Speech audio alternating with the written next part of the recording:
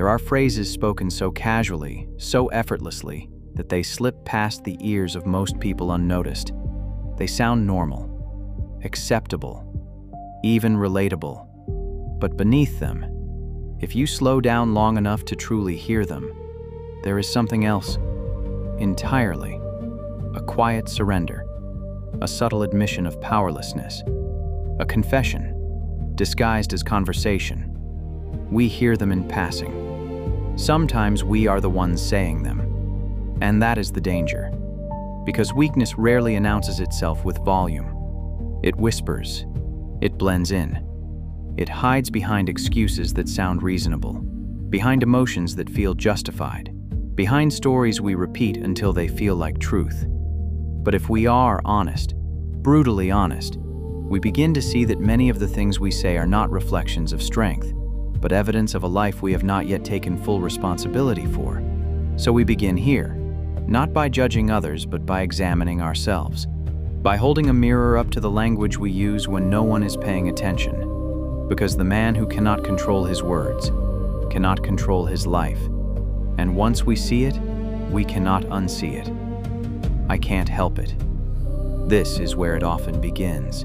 A quiet surrender wrapped in inevitability.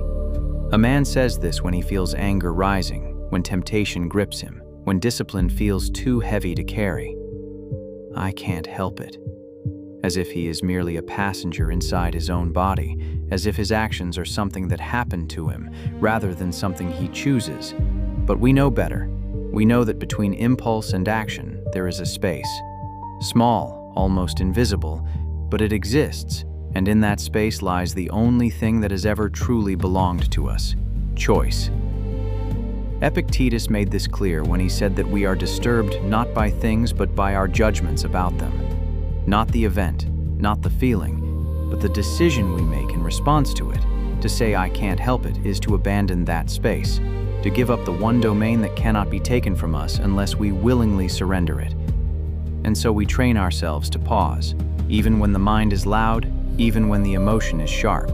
We do not rush to act. We stand still, if only for a moment, and reclaim that space. Because the man who learns to sit with discomfort, without immediately reacting, becomes dangerous in the most disciplined way. Over time, something shifts. The phrase disappears, not because life becomes easier, but because we stop pretending we are powerless within it. We begin to understand that self-mastery is not about suppressing emotion, but about refusing to be ruled by it. And once that understanding takes root, there is no going back. That's just who I am. This one sounds like confidence, like self-acceptance, like a man who knows himself. But listen closely and you'll hear something else beneath it, a refusal to grow. Because to declare, that's just who I am, is to draw a line in the sand and say, this is as far as I go. This is where I stop evolving. It is the language of stagnation disguised as identity. But we are not fixed creatures. Marcus Aurelius reminded himself daily that the mind can be shaped and reshaped, that character is not something we inherit and protect. It is something we build moment by moment through our actions. To cling to old habits, destructive patterns, or undisciplined tendencies and call them who I am is to misunderstand the very nature of being human. We are always becoming something. The question is whether that becoming is intentional or accidental. So instead of defending our flaws, we interrogate them. We ask, does this serve me? Does this align with the man I am trying to become? And if the answer is no, we do not justify it. We begin the slow, often uncomfortable process of changing it. Because strength is not found in rigid identity. It is found in the willingness to evolve, even when it means confronting parts of ourselves we would rather ignore. And the man who embraces that process becomes unrecognizable, not to others, but to his former self. I'll start tomorrow. Few phrases sound more harmless than this. It carries no hostility, no weakness on the surface, just a quiet postponement, a small delay, but over time it becomes something far more dangerous. It becomes a habit of avoidance. Tomorrow becomes the place where all intentions go to die. Seneca warned that while we are waiting for life to begin, it is already passing us by. And yet, how often do we act as if time is something we can store, something we can access later when we feel more ready, more motivated, more prepared? But readiness is a myth. There is no perfect moment, no ideal condition. There is only now, and what we choose to do with it. When we say, "I'll start tomorrow," what we are really saying is that we are unwilling to face the discomfort of starting today, the resistance, the uncertainty, the effort required to move from thought to action. So we break that pattern. We act before we feel ready. We begin before we feel confident.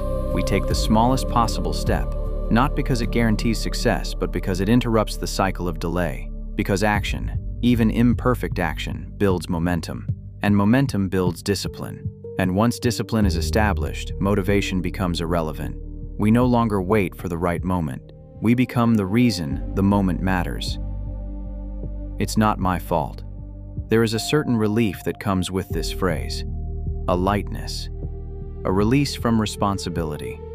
If it's not our fault, then we are free from blame, free from the burden of fixing anything, free from the need to change. But that freedom is an illusion, because every time we shift responsibility outward, we weaken our ability to influence our own lives. We place our outcomes in the hands of circumstances, other people, or chance, and in doing so, we strip ourselves of agency. Marcus Aurelius wrote that we have power over our minds, not outside events, and in that simple distinction lies a profound truth. We cannot control what happens, but we can always control how we respond. And that response is where our power lives. So instead of asking, "Whose fault is this?" we ask, "What can I do now?" We shift from blame to action, from complaint to responsibility. Even in situations where we were wronged, where the outcome was unfair, where the circumstances were beyond our control, we still choose to respond in a way that strengthens us rather than diminishes us. Because responsibility is not about guilt. It is about ownership. And the man who owns his life, fully and without excuse, becomes impossible to control by anything outside of him. I don't feel like it. This is the phrase that quietly governs most lives. It dictates when we act, when we stop, when we pursue something, and when we abandon it. It places emotion at the center of decision-making, as if feeling is the highest authority. But feelings are unstable. They rise and fall. They shift with circumstances, with energy levels, with the smallest changes in environment. To build a life on something so inconsistent is to guarantee inconsistency in everything we do.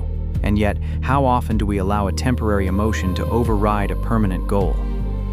Epictetus taught that discipline begins with the ability to do what is necessary, regardless of how we feel about it. Not because we are emotionless, but because we understand that feelings are not commands. They are signals. And signals can be observed without being obeyed. So we learn to act anyway. We feel resistance, and we move forward. We feel fatigue, and we continue, within reason. We feel doubt, and we proceed with clarity rather than hesitation. Not recklessly, but deliberately, because we understand that action shapes emotion far more reliably than emotion shapes action. And over time, something changes. We stop asking ourselves whether we feel like doing something, and start asking whether it needs to be done.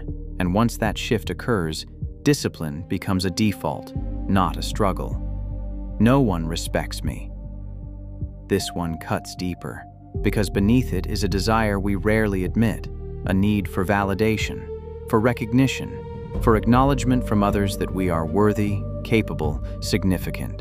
And when that validation does not come, we feel overlooked, disregarded, invisible. So we say it, "No one respects me." But respect is not given to those who ask for it. It is observed in those who embody it. Seneca spoke of the importance of living in accordance with virtue, not for applause, not for approval, but because it is the only path that leads to inner stability. When we chase respect externally, we become dependent on the opinions of others. But when we cultivate it internally, through discipline, integrity, and consistency, it becomes something that cannot be taken from us. So we stop chasing it.